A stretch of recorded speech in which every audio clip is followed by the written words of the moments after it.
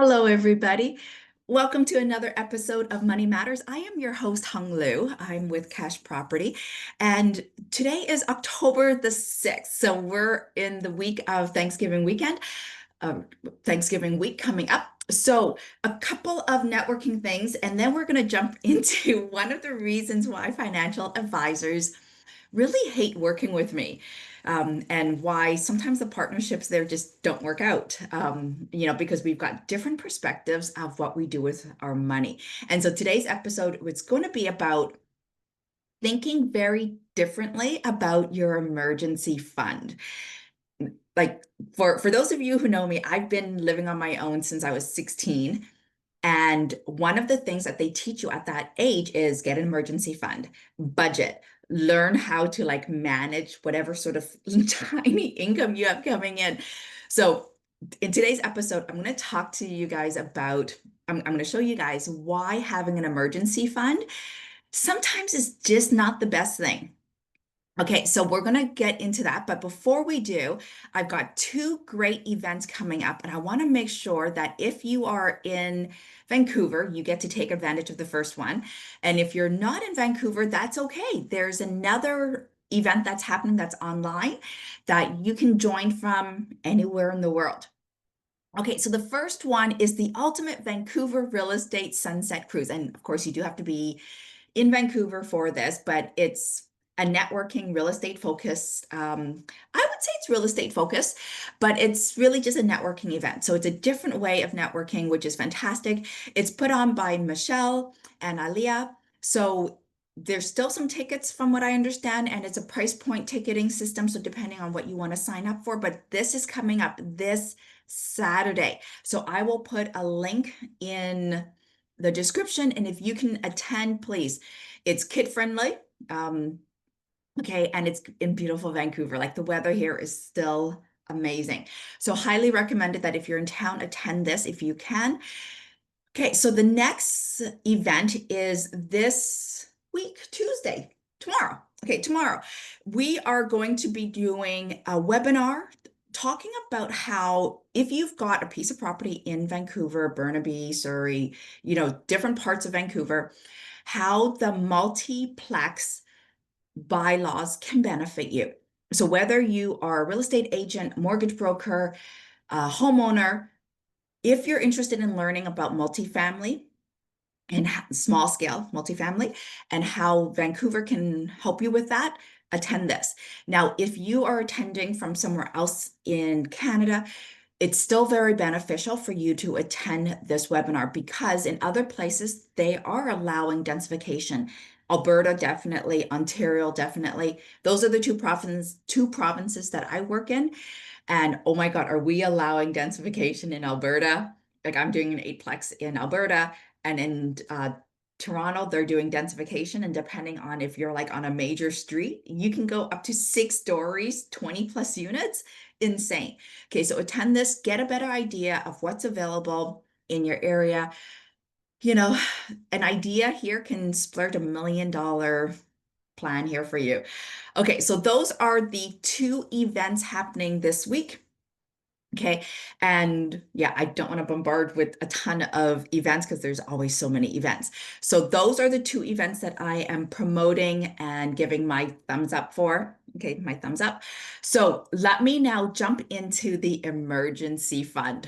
Okay, now I've been living on my own for a very, very long time and managing my money like there is no tomorrow. Like I live and breathe real estate, live and breathe, trying to make my dollar have multiple jobs. Okay.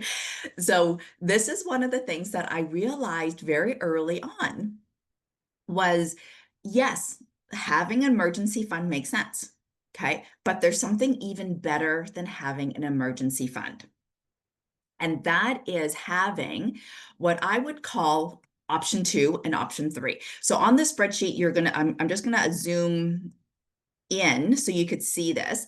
So there is three options here. The first one is the standard emergency fund, save up 3 to 6 months of cash so that if something happens, you lose your job, medical issue, whatever the emergency is, put that money into a savings account and have it available so that if something hits you, you're able to just pull this money out and go and cover whatever emergency you have. Okay, that absolutely makes sense. Okay, and I totally get that.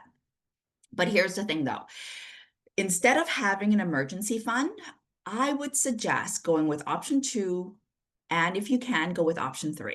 Okay, because this now gets rid of your emergency fund, but it allows you to create an investment fund. Okay, those are two very different things. Okay, yes, it's playing with words, but the mechanism, the strategy behind it is very, very different. Okay, so now this comes about because, there's this thing about, saving 10% of your income and putting that 10% aside, paying yourself first. Okay. It doesn't matter what you call it, paying yourself first. The 10%. Okay. And if you can't do 10%, well, do 1%, do 5%. It doesn't matter what percentage you do, as long as you do some percentage. Okay. If you can do more than 10, hands down, do more than 10. Okay. Do 15, do 20. Okay. Some people I know, okay, who are really good with their money, sort of. I would say they're really good with saving. They're not necessarily good with investing. Okay. So that's where this idea comes in. Okay. If you look at your option 1, 2, and 3 and see what works best for you. Okay. If you're good at saving, you're probably very good at getting your emergency fund going, which is fantastic. But now this is where you take it the next level and you do option 2, which is the investment fund. Okay. And this is where you just take your same emergency fund, the same idea of saving a percentage every month until you get to a certain amount. But instead of just putting it into a savings account, elevate it up to something that pays a little bit more than just a savings account. Like right now, some savings accounts are paying 0.1, 0.2. Okay, like I don't even know what's out there because I don't do savings accounts. Okay. I've, like since I was 16, I was always told, Hong, have an emergency account, have 3 to 6 months worth. Okay. I did that for a couple of months and I'm like, that's absolutely ridiculous. Why would I have an emergency fund? Okay. And this is why financial advisors hate me. Okay. Oh, so this is where I need to put out that disclaimer. Okay. So before you get rid of your emergency fund, I'm not saying get rid of it. I'm just saying don't do it. Do an emergency fund, but do the emergency fund, but twist it and give yourself an investment fund instead. Okay. So you're not doing an emergency fund anymore. You're doing the investment fund. It's the same thing, but at a different level. Okay. That's where the difference is. Okay. So before you go and you run off and implement this, go and talk to your financial advisor, see what they say. Okay. Take it with a grain of salt. And then go talk to your lawyer's accountant, talk to another money person. Okay. My biggest thing here is taking advice from people who aren't several steps ahead of you. Okay. So I'm just going to put that out there. Okay. So with this emergency fund, which is what a lot of people do. Okay, I'm going to go back to 3 months here. Okay, so let's just walk through the spreadsheet here. So let's go through a couple of numbers here. So the idea here is that, you're putting aside 3 to 6 months. Okay, so let's just say you're making $5,000 a month. Okay, so this is pre-tax dollars. Okay, usually for an emergency fund, you're going to save anywhere from 3 to 6 months. The more, the better, right? Okay, so the idea here is that every single month you're going to put aside a certain percentage of money and then you're going to put it into your savings account. And then, let me just expand this out. So you're looking at the spreadsheet. Okay, so this is by month and then by year. And then every single month you're going to put $500 into the savings account, make 0.1% interest that they give you per month. Okay. And then you're going to build this up to $15,000. Okay. The idea here is that you make $5,000, you want 3 months worth of an emergency fund. So it's 15,000. Okay. The math there is your 5,000 pre-tax times the number of months, which is 3. So 5 times 3 is 15,000. So once you have your 15,000, whew, you've got your emergency fund, and should something go wrong in your life, you've got this $15,000. Okay.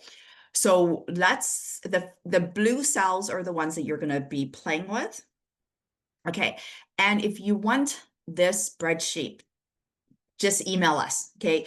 We create these spreadsheets. We don't charge for them. Okay. You can go to Etsy and pay for spreadsheets. Okay.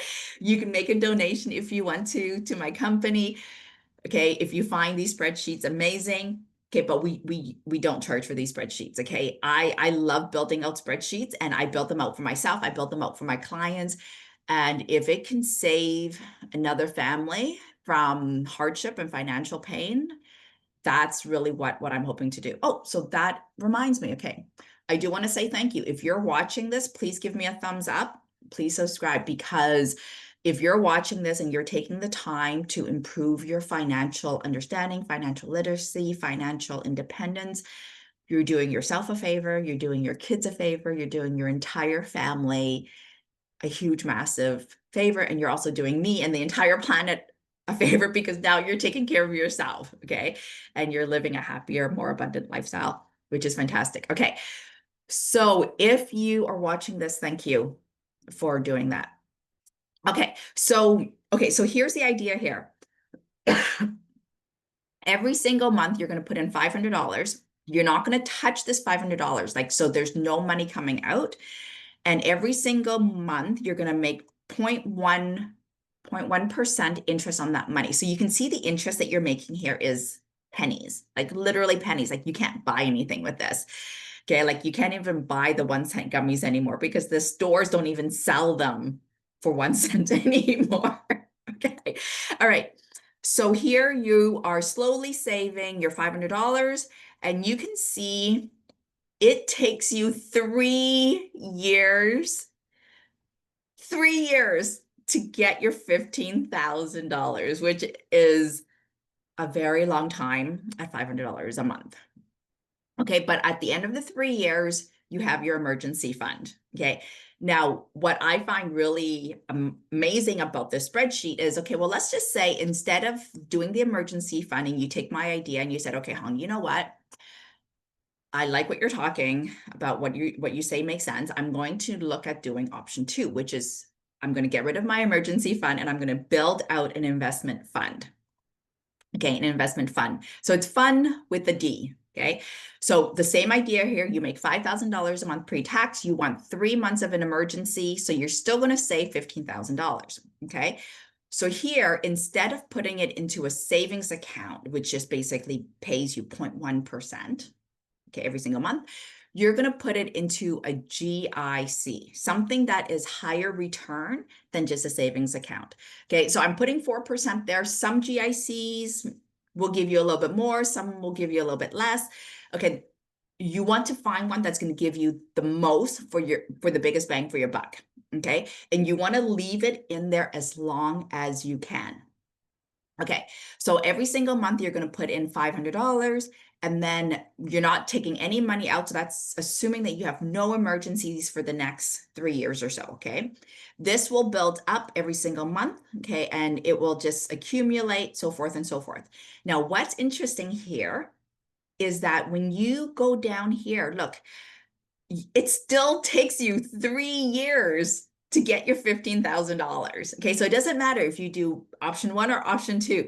The amount of money for you to feel comfortable and secure should an emergency come up, it still takes you 30 months, 31 months. So it's still 3 years.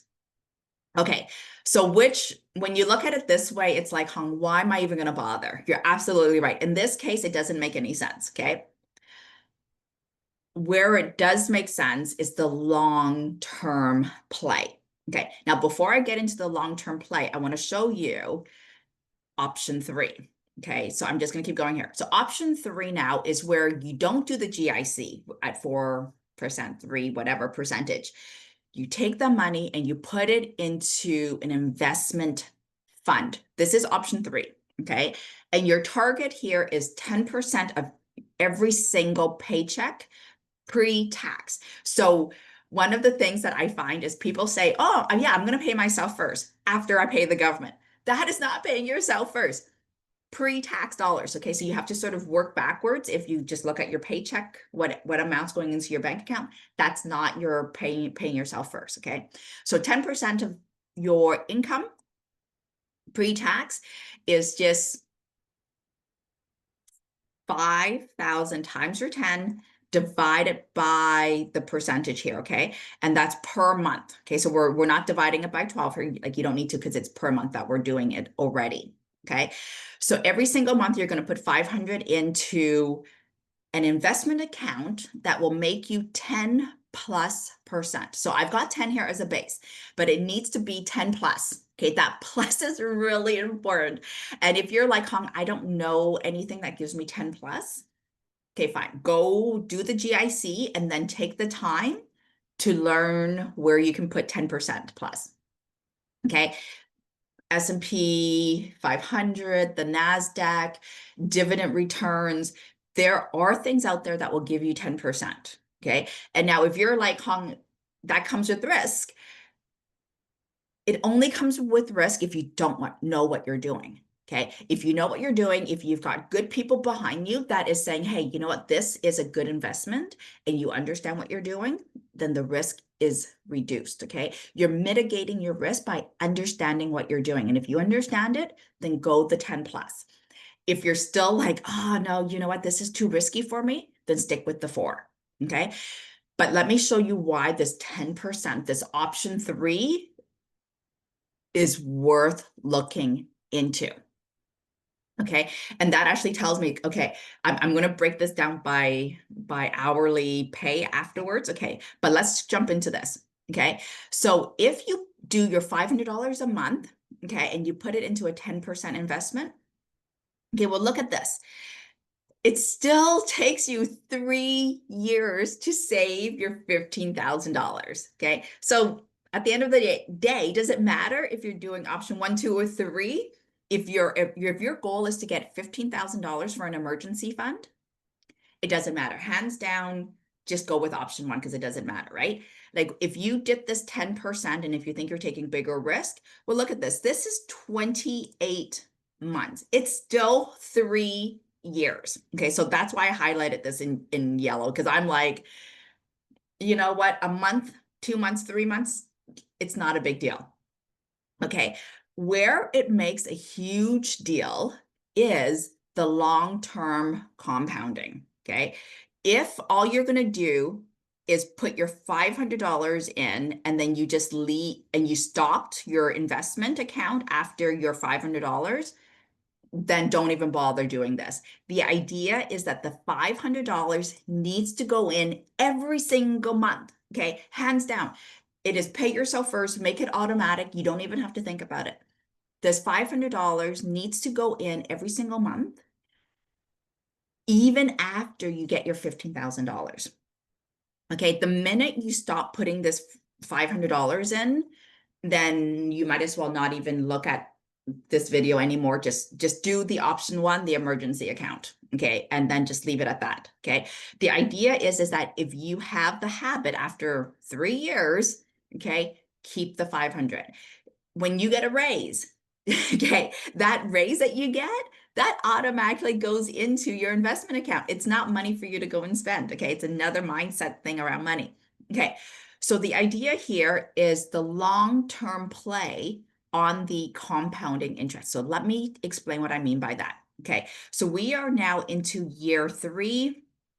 Okay, I want to make sure that we did not take any money out because I think I was playing around with this. Yeah, so there is no investments, no withdrawals at all. Okay, so basically here we're going into, let's just say we go into year. Okay, I'm just going to minimize this now. And what you're going to see is this is by year. Okay, so I basically truncated this and just all we want to focus is on the years here because this is what's important for you to see.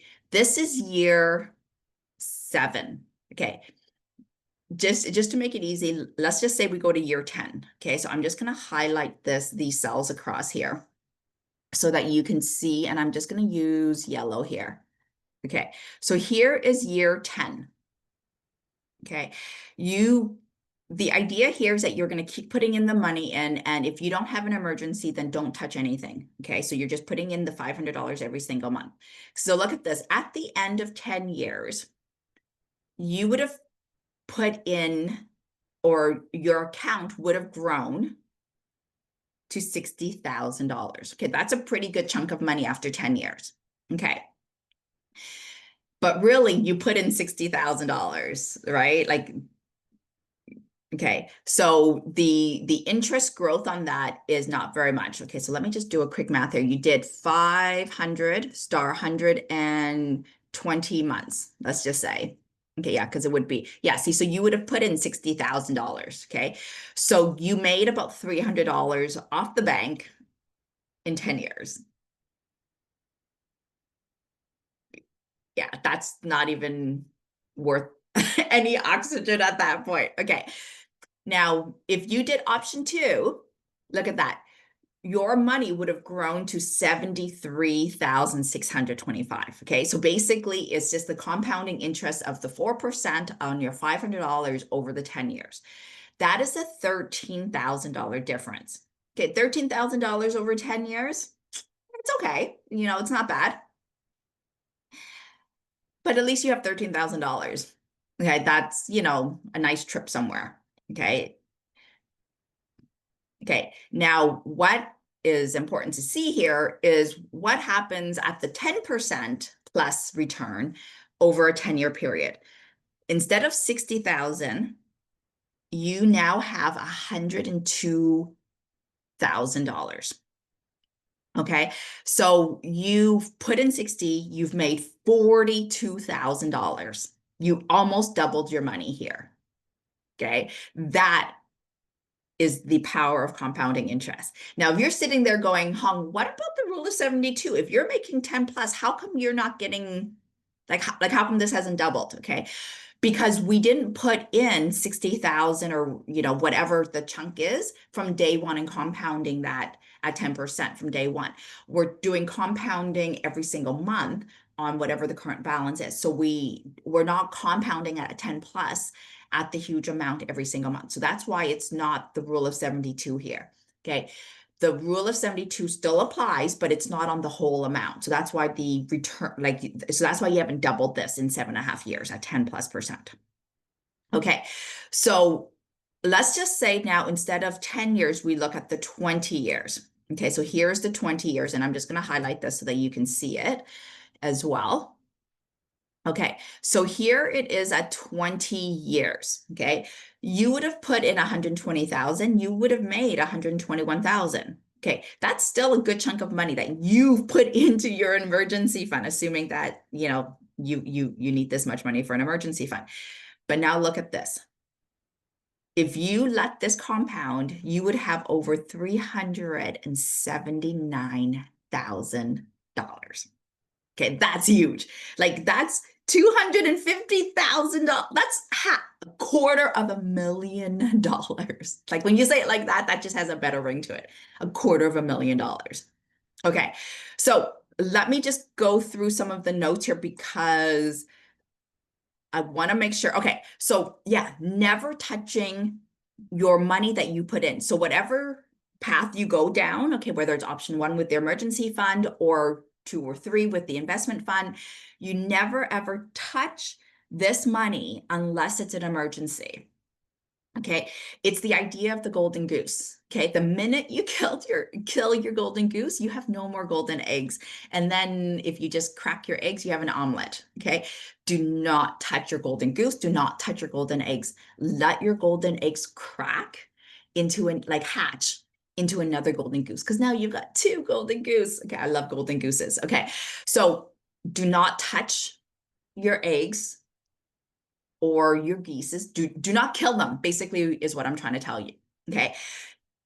The second thing to take away from this is that short term, it doesn't matter which option you go with, because you will not see the compounding effect. Okay, the miracle 8 or the 8th wonder of the world thing. Okay, so it doesn't move the needle regardless if it's just a short-term thing that you're looking at.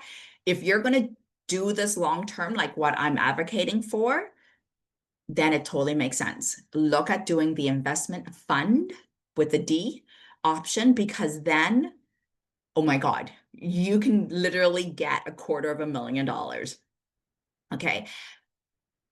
And really, like, you don't need an emergency fund if you have an investment fund. Okay. That is the idea here. Yes, it's great to have that emergency fund, but once you go down that path and you build the habit of getting your money sorted out, just do the emergency fund. Sorry, just do the investment fund, because you don't need the emergency fund anymore. Okay. The investment fund is a wealth creation for generations to come. Whereas the emergency fund is really just, I feel comfortable, I feel safe, I can sleep at night. It's financial stability. That's great. Okay, but move away from thinking about the emergency fund and just build the investment fund. Like, if you're already going down that path of getting the emergency fund, just ixnay on the emergency fund and just do the investment fund, like hands down. Okay, those were the points that I wanted to make. Okay, so if you like this concept, please put some comments down there. Give me some feedback on this content. I would love to hear, if I'm making an impact on your life. And if you've got some negative feedback, I welcome that too. Okay, that's part of my learning too. Like, I don't know everything there is about money. So please give me your 2 cents. Like, if you think this idea is out the crapper, tell me, let me know why it doesn't make sense. Okay, because I would love to learn that from you.